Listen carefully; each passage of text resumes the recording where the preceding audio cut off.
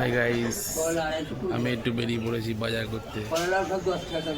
আমাদের কৃষ্ণনগরের পাত্র বাজার। দেখতে থাকো কি রান্নার জন্য কি নেওয়া যায় আজকে। তো চলো দেখা যাক কি নেওয়া যায় কৃষ্ণনগরে। এটা আমাদের কৃষ্ণনগরের পাত্র বাজার, খুব বড় বাজার। তোমাদের দেখাচ্ছি, তোমরা দেখতে থাকো। দুপাশে শাকসবজি দোকান বসেছে, খুবই ভালো লাগে এখানকার কৃষ্ণনগরের পাত্র বাজারটা। খুবই বড়, এমনি সব কিছুই পাওয়া যায় এখানে। তোমাদের দেখাচ্ছি, দেখো এটা হচ্ছে কৃষ্ণনগরের মাছ বাজার। কত বড় মাছটা দেখতে পাচ্ছ। তো মাছ বাজারে চলে এসেছি মাছ কেনার জন্যে। তো বাড়ির জন্য আমি 2-3 রকমের মাছ কিনবো। অনেকদিন পর মাছ বাজারে এসেছি, তো মাছ দেখতে আসছি। তো রুইয়ের পোনা মাছ জ্যান্ত ছটপট ছটপট করছে। তো কাকাকে বললাম, কাকা একটু মাপো কত কি। কাকা একটু মাছ জ্যান্ত জ্যান্ত মাছগুলোকে বেছে বেছে নিচ্ছি। দুটো মোড়া মাছ ছিল, বলছিলাম ওটা নেবো না, তা নামিয়ে আবার চেঞ্জ করছি। এই যে মোড়া মাছ দেখাচ্ছি, দেখি ওটাকে চেঞ্জ করে আবার জ্যান্ত মাছ দিল। তো যাই হোক, মাছ গাড়ি পাল্লায় উঠে গেছে, মাছ ওয়েট হয়ে গেছে, মাছ কেনা হয়ে গেছে, টাকার সঙ্গে দাম দর হয়ে গেছে। তো মাছ কিনে নিলাম। তো আমাদের কৃষ্ণনগরের পাত্র বাজার খুবই বড় এবং সুন্দর, খুবই ভালো লাগে। আর সব সান দিয়ে বাঁধানো, একটু উঁচু করে বেতি করা আছে, দেখতে খুব ভালোই লাগে। তো পাশে কাকাকে দিয়েছে মাছের আঁশগুলো ছাড়াতে। কাকা আঁশগুলো ছাড়াচ্ছে। ছাড়ানো হয়ে যাওয়ার পর কাকা এবার মাছের ভেতর দিয়ে যে নাড়ি ভুড়িগুলো আছে সেগুলো সব বের করছে। মাছটা ভেতরে পরিষ্কার করছে, পরিষ্কার করে কেটে কেটে দিচ্ছে। তো পাত্র বাজারে মাছ কিনতে হলে সব এরা কেটে পরিষ্কার করেই দেয়। বাড়ি থেকে কাটতে হয় না, অসুবিধা হয় না বাড়ির লোকদের। এই একটা সুবিধা আছে, ওরা কেটেই দেয় নিজেরা। তো সব জায়গায় কেটে দেয়, সেইটা আমাদের কৃষ্ণনগর সাহায্য করে। তো যাই হোক, মাছ কেনার পর আরেকটা কাকার কাছে আমরা চলে এলাম। এই কাকার কাছে আমরা প্রতিদিনই মাছ কিনি, প্রায় মাছ কেনা হয়। আসলে পাত্র বাজারে এই দোকানেই মাছ নেওয়া হয়। তো এই ল্যাসটা 1.5 পিসটা দেখে পছন্দ হলো। 1.5 পিসটা ওয়েট করে ওটা মাছটাকে নেওয়া হলো।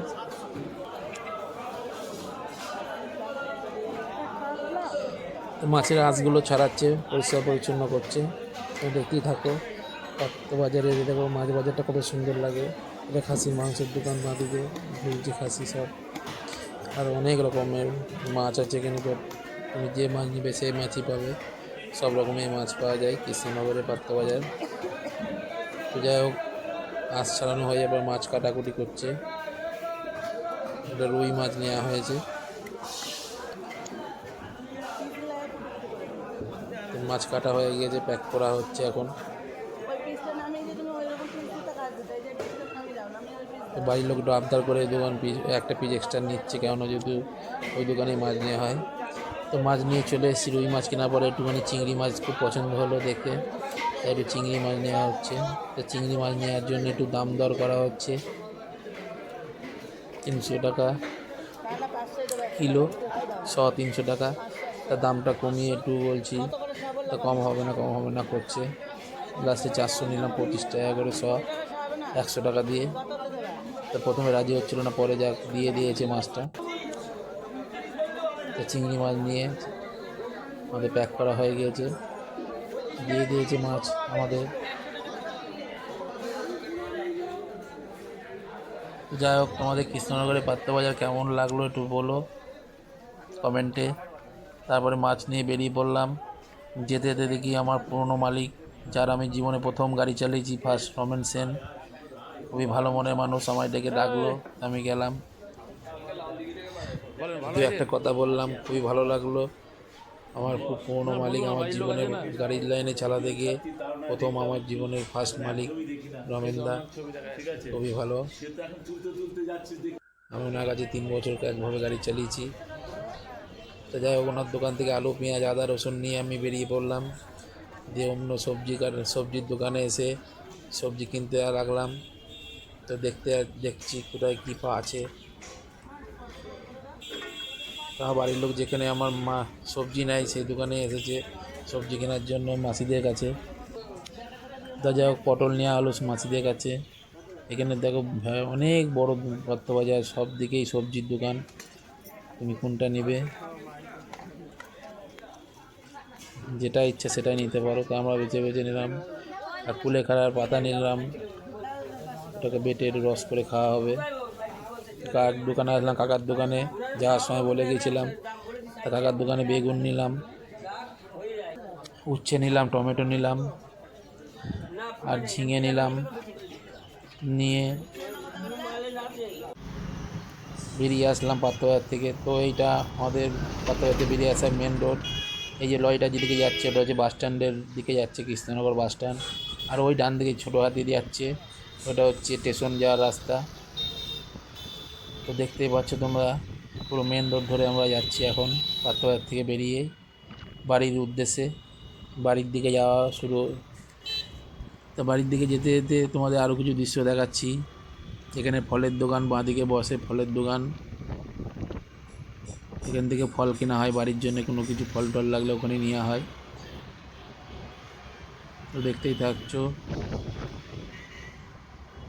খুব সুন্দর লাগছে। এই সোজা রাস্তাটা শিলিগুড়ির দিকে যাচ্ছে, আবার বর্ধমানের দিকে যাচ্ছে, কলকাতার দিকে যাচ্ছে। সামনে গিয়ে তিনটে রাস্তা ভাগ হয়ে গেছে, একটা বর্ধমানের দিকে যায়, একটা শিলিগুড়ির দিকে, একটা কলকাতার দিকে। তো চলো, আমরা ওই দিকে যাচ্ছি না, আমরা বাঁ দিকে যাব। কৃষ্ণনগর ক্যাথেড্রাল চার্চ লেখা আছে সামনে, দেখতেই পাচ্ছ। তো আমরা চলে যাচ্ছি। তোমরা কৃষ্ণনগরে এসেছো যারা যারা, কৃষ্ণনগরে এই যে বড় গির্জা, কৃষ্ণনগরে আমাদের বড় গির্জা, এই গির্জাতে তোমরা কারা কারা এসেছো একটু কমেন্ট করে জানিও। দেখতেই পাচ্ছ এই গির্জার পেছনটাই আমার বাড়ি। তো তোমাদের দেখাচ্ছি, চলো দেখাচ্ছি। এই যে ডান দিকে যিশু যে কলসে বিদ্ধ হয়ে থাকে সেটা দেখাচ্ছে, এখানটায় ডান দিকে রাখা আছে। তো যাওয়ার পথে দেখতেই পাচ্ছ এটা আমাদের বাড়ি যাওয়ার রাস্তা। আর এই সামনে ডান দিকে গিয়ে একটা মামারিয়ার ছোট্ট মন্দির আছে, এই যে ডান দিকে। তো বাঁ দিকে এই যে বড় বিল্ডিংটা দেখতে পাচ্ছ, এটা হচ্ছে হলি ফ্যামিলি স্কুলে যে মেয়েরা থাকে হোস্টেল, সে মেয়েদের থাকার জায়গা। তো এই যেটা আমাদের বাগাডাঙ্গা জল ট্যাঙ্ক, ডান দিকে শনি মন্দির, গ্রহরাজ মন্দির। তো এই আমরা ঢুকছি বাগাডাঙ্গা বারোয়ারির দিকে, তোমাদের দেখাচ্ছি বাগাডাঙ্গা বারোয়ারি।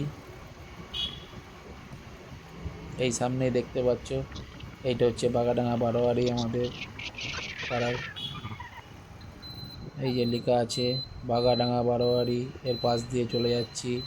এটাই আমাদের বাড়ি যাওয়ার রাস্তা।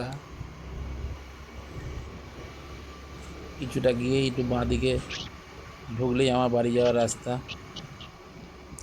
তো আমি স্কুটি চালাচ্ছি বাড়িতে, আমার বাড়ির যে লোক শুনি ভিডিও করছেন। তো এই বাঁ দিকে ঢুকে যাচ্ছি, দেখতেই পাচ্ছ। এই ঢুকেই আমার বাড়ি, এই যে জানালাম, এই বাঁ দিকেই আমার বাড়ি ঘর গেট। তো বাড়ির লোক গেটে ঢুকে যাচ্ছে, আমি সবজি বাজার দুটো হাতে করে নিয়ে এবার ভেতর দিকে ঢুকবো। তো ভিডিওটা তোমাদের কেমন লাগলো, যদি ভালো লেগে থাকে একটা লাইক, শেয়ার, কমেন্ট করো। আমার পাশে থেকো, ভালো থেকো, সুস্থ থেকো। অসংখ্য অসংখ্য ধন্যবাদ আমার ভিডিও দেখার জন্যে। আর একটু কমেন্ট করো কেমন লাগলো।